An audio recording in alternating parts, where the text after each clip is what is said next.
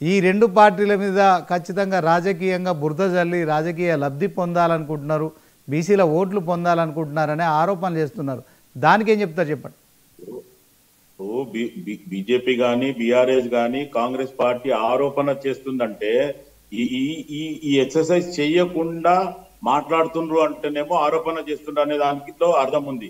Congress party ముందుకు పోయి చేయడం ఇప్పుడు ఆల్రెడీ ఏదైతే మీరు అన్నట్టు సుప్రీంకోర్టులకు రెడ్డి సంఘం నాయకుడు పోయినప్పుడు ఆ సుప్రీంకోర్టు నుంచి మీరు హైకోర్టుల ముందు తేల్చుకొని రండి అని చెప్పిన తర్వాత కూడా ఆల్రెడీ సుప్రీంకోర్టుకి కూడా మంత్రివర్గం కూడా పోయింది.